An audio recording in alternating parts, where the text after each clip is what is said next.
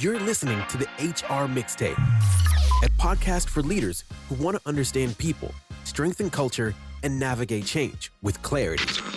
Today's conversation starts now. Joining me today is Nicole Zapoli, professional fitness and wellness coach at NZ Fitness. Nicole helps leaders build sustainable habits that support resilience, energy, and long-term performance.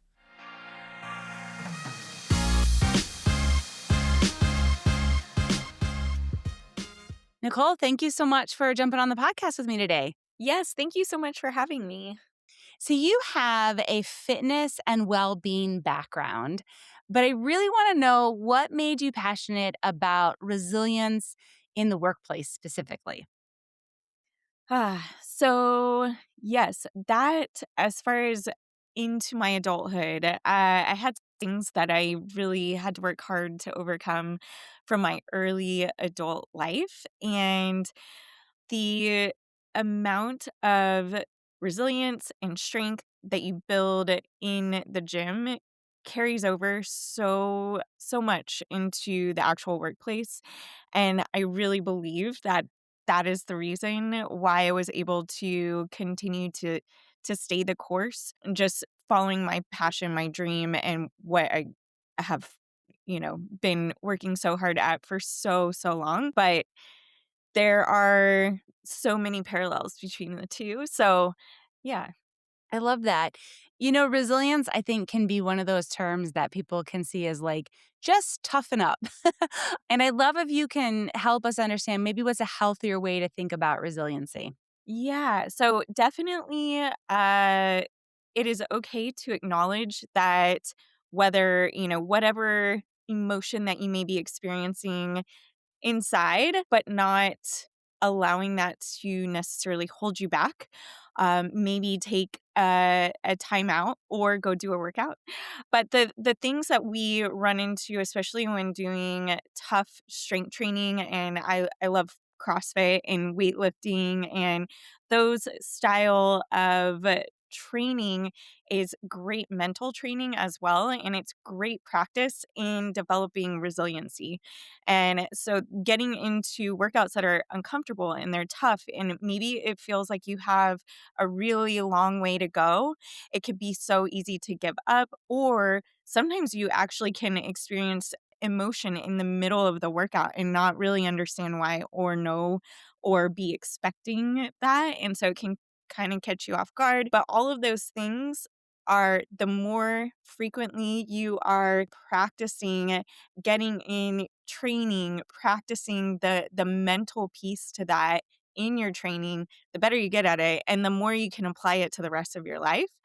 But as far as just almost in a callous way thinking of it, whether that's us talking to ourselves or thinking maybe that to ourselves about someone else or whatever that may be, as far as just toughen up or just get over it, it's so much bigger than that. And if we don't deal with it or acknowledge that, that can really hold us back, and it can show up in other ways too in the future. So it's it's definitely better to acknowledge or just observe and kind of, be aware of it, and then figure out, I've had conversations in my head in the middle of workouts where I'm, experiencing discomfort or something doesn't feel great, just like your legs are burning or you're wanting to stop because, it's your lungs are burning or whatever is happening, and you feel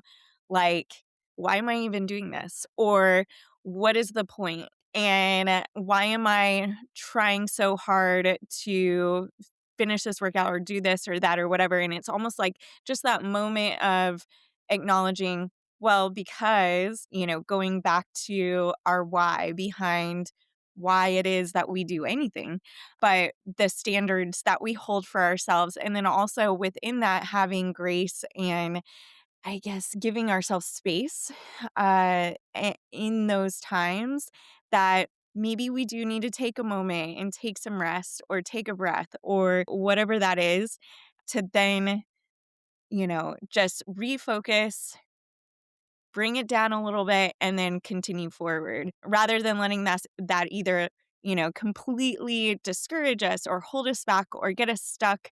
And then we just completely decide to throw the towel in um, or let it defeat us completely.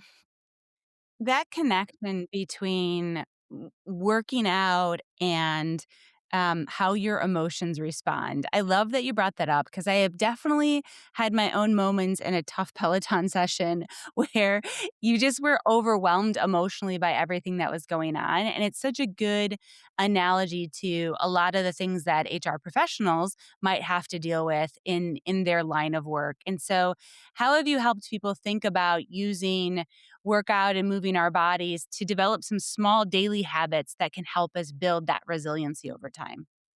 Yeah.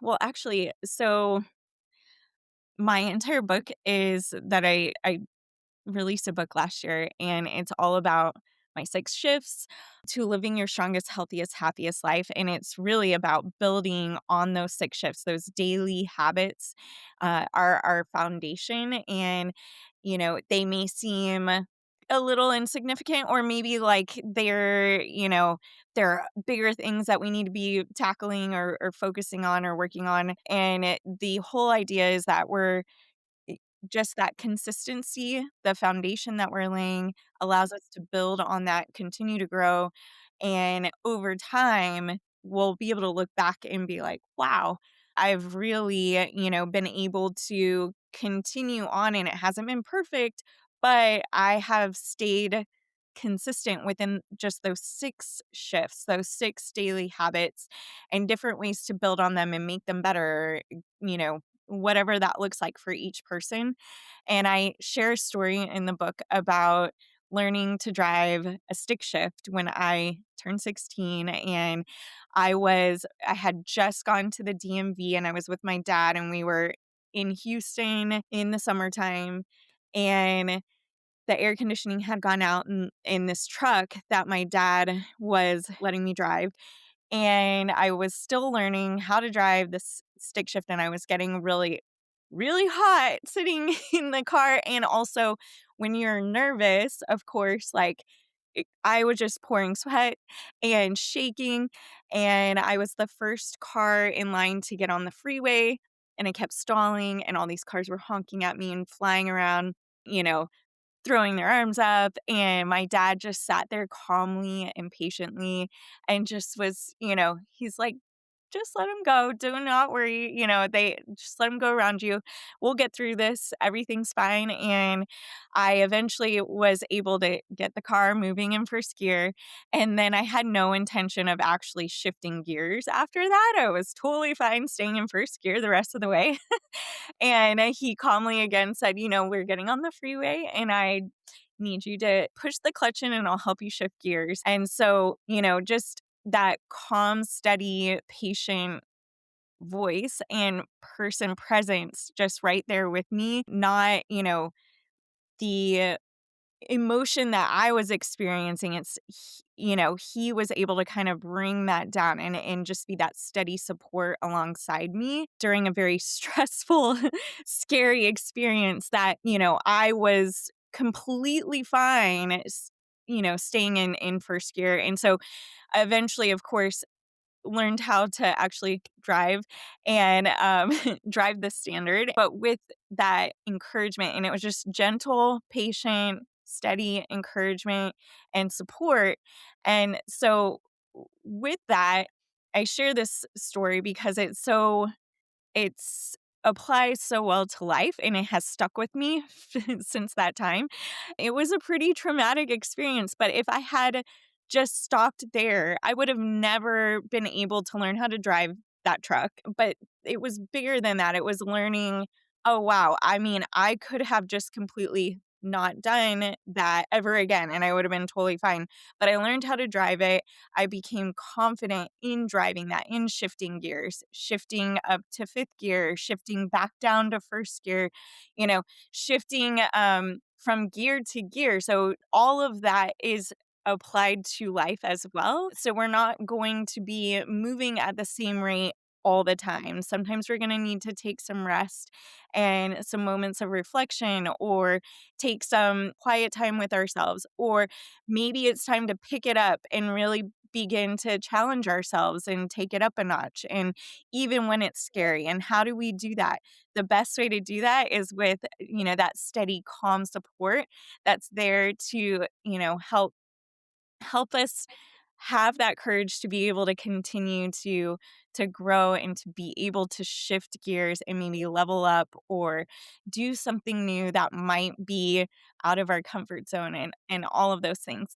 As I think about that connection between physical health, mental health, performance, anxiety, some of the things that you talked about in your story, how can leaders start to demonstrate that calming voice that your dad gave you in the example to help our own employees become more resilient in a way that's supportive, right? Like your dad could have yelled at you. Your dad could have been like, I showed you this a million times. Your dad could have not said anything. There's a whole bunch of not helpful things your dad could have done. But what are some of the things that you've helped leaders see to pull that into the business world? Yeah, I think definitely when there are that I really believe that that was my that was a gift, of course. My dad just being steady and patient, and knowing that that is the support that I respond well to, and that if that allows me to be able to overcome things, then how much more can I be practicing the same thing as a coach, as, someone that is leading other coaches or other, and that's the only, of course, like my work experience is all in the gym and coaching and training, other coaches along the last 25 years or so of my life, first starting as, assistant coaching, and knowing the different ways that I responded best and how I learned and how I grew best as a coach and as a person. And that was the same, it's just as far as being gentle, patient, encouraging, supportive, those are all great things. But also, you need to be able to take truth, different feedback, and stuff like that, just as well, of course. And so there's definitely a balance between, as far as people, leaders in the workplace, we still need to be direct and straightforward and honest with what we need and how we need it, like within coaching, what the standard is and how we need to rise to that. But we also can't expect people or coaches, others, to be able to rise to that standard first if we're not doing it ourselves. And then also, how are we actually providing them the best support to be able to rise to that and to the level that we want to see them performing at?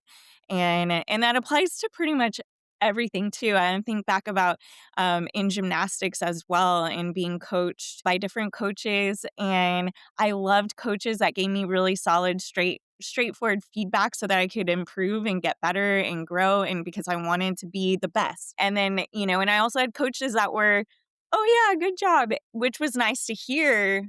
But then I also wanted to know how I could improve and how I could grow and how I could get better. And then I also had other coaches that were on the opposite end and were did not provide productive critiques, and also did not provide any sort of positive feedback either. So it was those were probably my least favorite. But I definitely, as far as taking all of those experiences that I've had personally, and then, how I am able to apply that moving forward, but then how just leading and growing a team of coaches, taking all of that experience into that, and then still being open to me as and as leaders in general in the workplace, how we can take our own experiences and apply that, and then also still be open, know that we do not know everything, and that there is always room for us to grow. And the more that we're open to growing and learning and not feeling like we know it all. There's always that, I guess, that growth mindset that is super helpful to have. Just that we're continually staying a student, a lifelong student of whatever it is that we're in. And my craft is coaching, and whatever our craft is, continuing to master and go back to the basics and to the foundation and continue to master that, and then refine it and continue to improve it as we're like growing in all different directions. Your example of the leader being able to demonstrate the resiliency that you're looking for. Oftentimes we have leaders who may have done our jobs at some point in their career, but that's not their role anymore. Their role is to lead and inspire and make sure that we're meeting our business objectives. And that's important to know, but there is things that they can demonstrate around creating good habits, having good mental health boundaries, using things like, mental health breaks in your day and those kinds of things. I think about my husband's in a very unique role. He's a battalion chief, and one of the things that he helps those who are coming into the fire service for the first time do is to climb the ladder on the truck. And it's, many feet up in the air. So for some, newer firefighters coming into that position, that can be very scary. And, he prides himself and he'll demonstrate it. Let me go up first. I'll show you how to do it. And then I want you to do it. And he jokingly says, hey, if the old guy can do it, the young guy can do it. Or the young firefighter for sure can do it. But that being said, I think you hit on something that's important is not everybody responds in the same way. Not everybody is going to enjoy the tough love. Not everybody isn't going to enjoy the encouragement. Some people might want the tough love instead. So as you've worked through coaching, how have you discovered with your clients that we can pull back into the business world?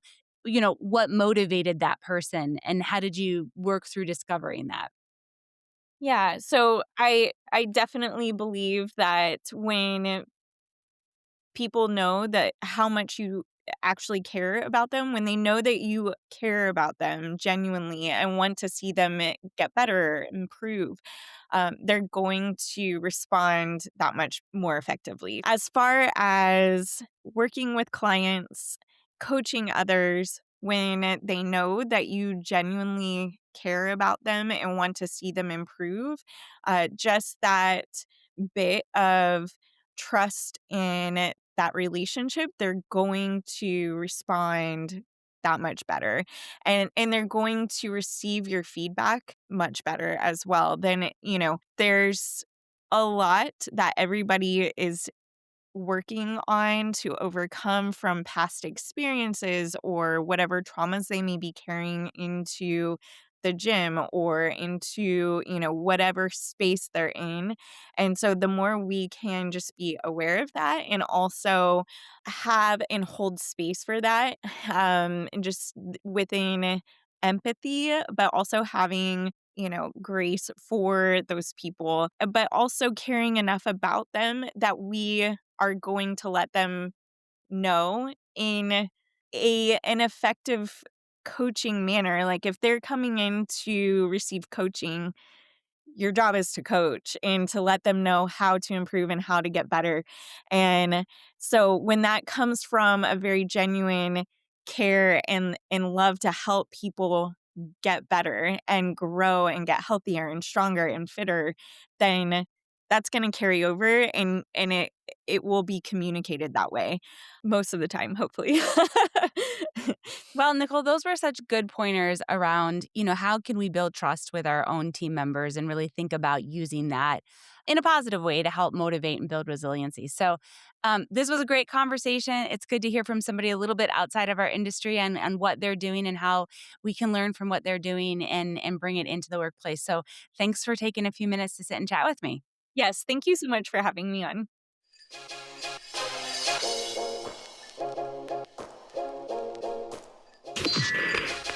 Thanks for tuning in to the HR Mixtape.